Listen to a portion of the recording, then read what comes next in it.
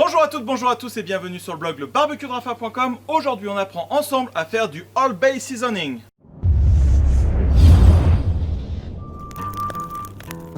Personnellement, quand je viens faire des fruits de mer ou du poisson sur le barbecue ou à la plancha, une simple persillade, donc huile d'olive, un peu de jus de citron, persil, ail, je mélange tout ça, je snack bien au barbecue ou à la plancha, c'est suffisant, c'est vraiment comme ça que j'aime les poissons ou les fruits de mer. Et aux États-Unis, en fait, tout le monde a dans son placard le Old Bay Seasoning, comme ça, donc on va dire que c'est un rub avec des goûts, c'est très savoureux, c'est herbacé, c'est un petit retour pimenté, c'est très très bon, il l'utilise souvent dans un plat qui s'appelle shrimp boil, donc ça vient du Maryland. Alors ce sont des crevettes avec du maïs, des petites pommes de terre, une petite saucisse piquante et voilà, il mélange tout ça, c'est vraiment très très bon. Donc on va apprendre à faire le rub comme ça, que vous pourrez mettre Old Bay Seasoning, que vous pourrez mettre sur des légumes, sur du crabe, des crevettes, sur du poulet. Ça a plus de 75 ans d'existence, c'est vraiment comme on va dire du magie chez nous. Tout le monde a ça dans ses placards. Allez, je vous montre comment faire avec mon tout nouveau barbecue Weber qui va combiner l'espace barbecue et l'espace plancha pour avoir le meilleur des deux mondes en un appareil. Grâce au brûleur latéral, j'ai fait chauffer une casserole d'eau. On va faire bouillir des petites pommes de terre en mettant déjà du sel. Donc voilà, hop. Allez, on va pouvoir les laisser cuire environ 10 à 15 minutes comme ça. Pour faire ces épices Old Bay Seasoning comme ça, il vous faudra 15 g de paprika, 15 g de sel de céleri. Il vous faudra 3 g de graines de céleri, hein, donc ça c'est vraiment ce qui va donner ce goût, on appelle ça le persil du marais. C'est pour ça que le céleri comme ça, c'est pour ça que ça va super bien avec les fruits de mer. Il vous faudra 3 g également de moutarde en grains concassés, ou moi c'est tout simplement de la poudre de moutarde, je vous en avais déjà parlé sur ma vidéo du poulet façon KFC. Un petit peu, une petite pincée de piment, vous mettez ce que vous voulez, piment doux, piment de Cayenne, Espelette, ce que vous voulez. Une demi-cuillère à café de poivre concassé, poivre noir et un petit peu de noix de muscade. Et on va pouvoir mélanger tout ça.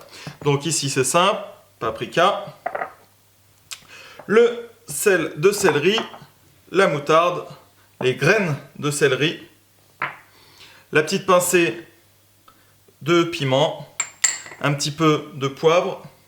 Et ici je vais pouvoir râper un tout petit peu la noix de muscade, hein. Ça donne énormément de goût, donc voilà, il faut compter voilà, juste un tout petit peu comme ça, ça suffit.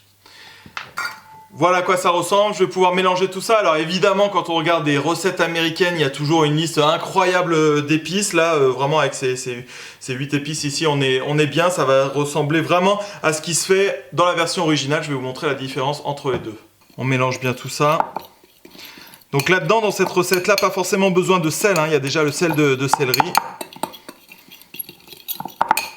Voilà la comparaison entre les deux. Alors vous me direz, oui ok Rafa, c'est pas la même couleur. Bah, là, parce que j'ai forcé un petit peu sur le paprika. Mais surtout, tous ceux qui auront goûté le Old Bay Seasoning vous diront que c'est 10 fois trop salé, quoi. C'est un truc de fou, faut vraiment en mettre pas beaucoup. Et c'est pour ça que la couleur, elle est vraiment beaucoup plus claire ici, parce que c'est beaucoup plus salé. Et dans la version maison, comme ça, on peut mesurer la quantité de chaque ingrédient. Et le sel de céleri suffit largement. Sinon, ensuite, au niveau du goût, du piquant, on est vraiment sur la même base. Ensuite, du coup, on va prendre des maïs sous vide. Alors moi, j'ai testé une nouvelle marque comme ça, mais pourtant, j'adore les picards. Et puis, on va pouvoir les couper en 3 d'un côté. Et ceux-là en 6.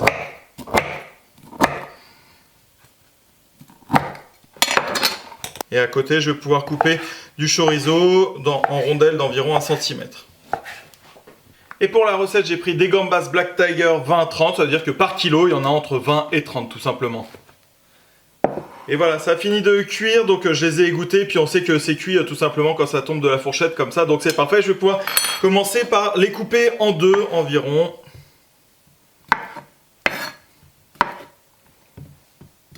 J'ai coupé en 2 les pommes de terre, je vais pouvoir rajouter le maïs, le chorizo. Donc on mélange vite fait comme ça. Attention les doigts. Et je vais pouvoir disposer, allez, environ 2 cuillères à soupe, on va dire, du mélange là-dedans.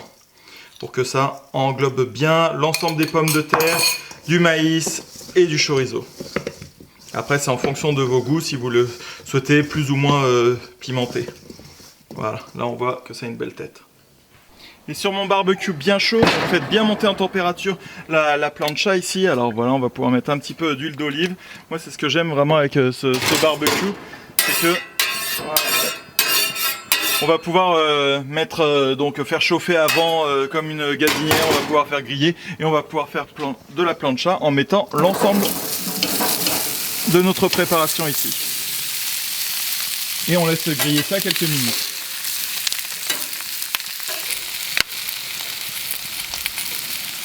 Vous voyez, je viens de le mettre au bout de 2 minutes. Regardez, sur une plancha bien chaude ici, on voit déjà que c'est bien grillé. Allez, on continue en tournant toujours. Et ici, je vais pouvoir mettre donc les gambas.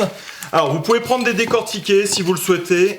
Hop, voilà, moi c'est encore un tout petit peu congelé, mais c'est pas grave, hein, parce qu'avec la saisie, ça va vraiment pas prendre longtemps, parce que quand elles sont décortiquées, elles vont mieux absorber le rub, et donc je vais pouvoir en remettre ici. Voilà. On mélange bien. Et on en remet ici, encore. Tac. Ouh, aïe, aïe, ça pique. Attention à vous. Et on finit ici. Parfait, vous voyez, la dose elle correspond vraiment à ça. Donc là, j'ai 1 kg de petites pommes de terre, j'ai 1 kg de gambas. Donc là, c'est vraiment un plat pour, on va dire, aller entre 4 à 6 personnes. Allez, et ça, je vais pouvoir le mettre à la plancha avec le reste des ingrédients. Et après, je peux venir disposer les gambas.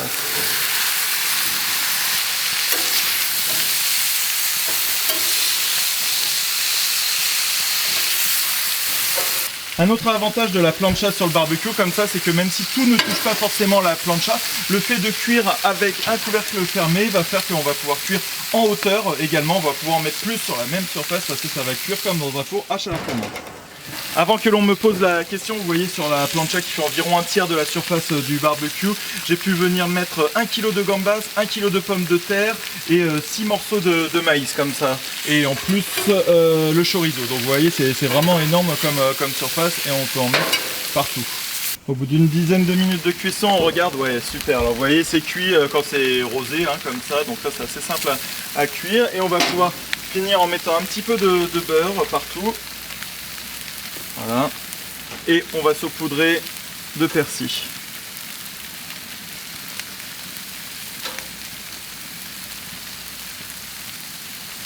Regardez-moi ça, ce plat il est magnifique en couleur.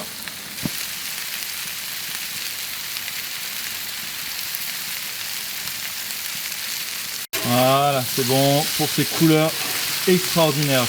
D'ailleurs, je ne sais pas trop comment ça s'appelle comme plat, on va dire gambas ou crevettes à la Maryland ou alors façon rapa, je ne sais pas parce que j'ai pas encore vu de recette comme ça fait à la plancha.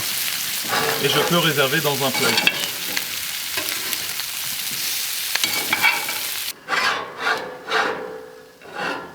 Et voilà, c'est fini pour ce plat. J'ai encore utilisé ma plancha. Je vous avais déjà fait voir comment faire un jambalaya, un dirty rice. Donc j'aime vraiment utiliser la plancha comme une espèce de grande poêle où on peut faire plein de choses à l'intérieur. Donc là c'est ultra convivial. On a juste à apporter le plat au milieu de la table. Chacun se sert. On peut faire des grandes quantités et ensuite on peut mixer avec ce que l'on veut. Si on peut rajouter plutôt des écrevisses, plutôt des crevettes, plutôt du homard. On peut mettre exactement ce que l'on veut. Et ensuite on peut rajouter également des légumes. Donc on peut mettre des choux de Bruxelles, on va pouvoir mettre des petites carottes en fonction, si c'est l'été on peut des petites tomates cerises, ça va vraiment bien, c'est un plat où un peu fourre-tout, on peut tout mettre dedans et ça va vraiment super bien.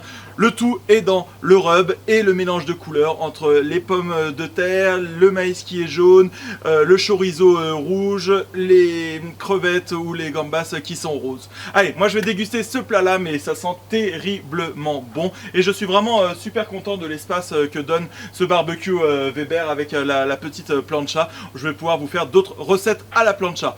Et encore pour d'autres recettes, astuces qui changent des saucisses et des brochettes et pour des gros plats uniques comme ça, vraiment hyper conviviaux qui sont dans le barbecue spirit, dans l'esprit barbecue, rejoins ma communauté de fans de barbecue sur ma page Facebook, viens liker le barbecue de Rafa, abonne-toi à mon compte Instagram et également à ma chaîne YouTube, le barbecue de Rafa. À bientôt.